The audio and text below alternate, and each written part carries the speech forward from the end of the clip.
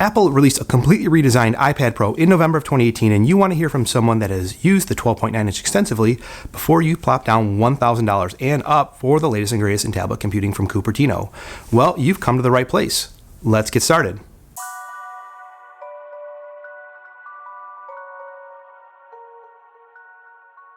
What's going on, everyone? It's Mike from Tech247.tv bringing you the best in unboxing and product reviews so you can make informed buying decisions.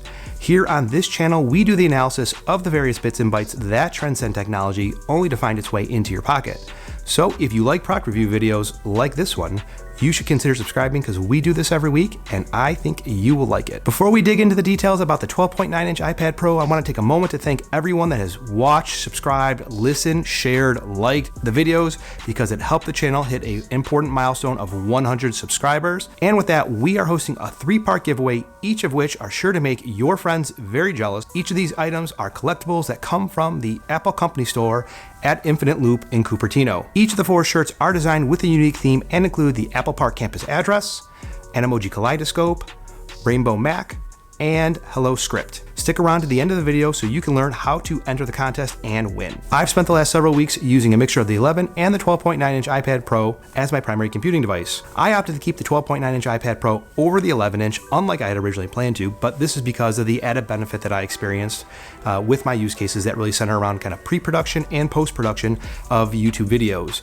So for those videos, my use cases are really kind of researching using Safari, mind mapping using MindNode, I'm writing my script in either Word or drafts.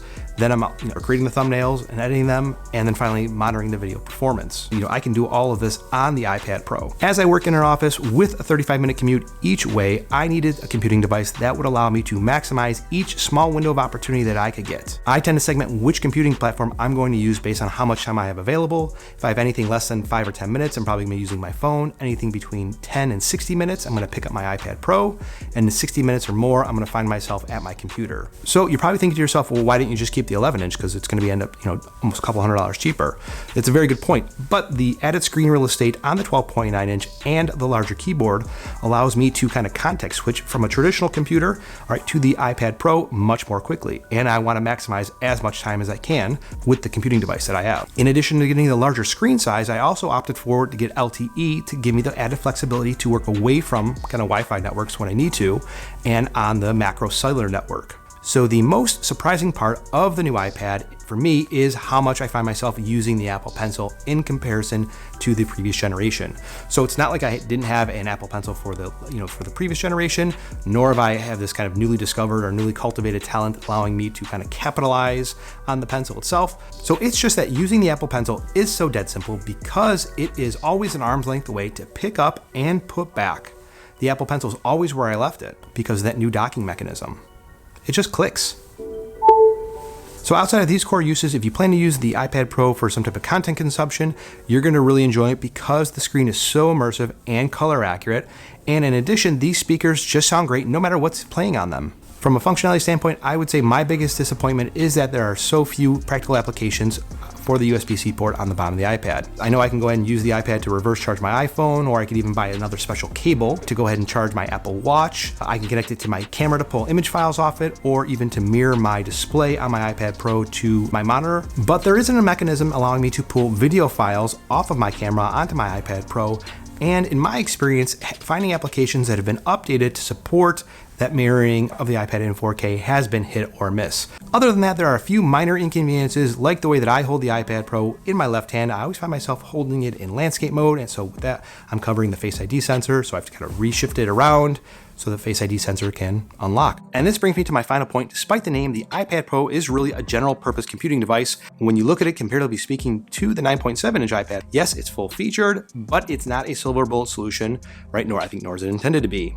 If your use cases require you to have a computing platform that is highly portable, versatile enough to handle many different types of computing tasks, and conformable enough to work in different contexts, I would say that the iPad Pro is absolutely the best device for you to have. That is, of course, if you have the resources to afford it, because it is expensive even for some segments of the population. If you're in the market for the iPad Pro and you're comparing an 11-inch to the 12.9-inch, what I would do is look inside your computer bag, All right, if you have a computer already in there, I would say opt for the 11-inch. And if you don't already have a computer in there, I would say go for the 12.9-inch because the added screen real estate and the keyboard are going to make a difference. On to the contest details. There will be 3 giveaways, starting with the first one, which is for the Apple Park address t-shirt. The giveaway is live now, and the information can be found in the registration link below in the video description. The giveaway will run through Friday, January 4th, 2019 at 11:59 p.m., and the winner will be picked the next day. You will need to make sure that you are subscribed to the channel, that you've liked the video, and left a comment below, in addition to following us on social media, because that is where we are going to announce the winner on Saturday, January 5th. The second and third giveaways will closely follow, and there might even be something extra in those giveaways, so stay tuned. Make sure you have that bell icon enabled to get notified of future content and the remaining giveaways. Hit like, hit subscribe, and we will talk to you in the next one. Happy holidays.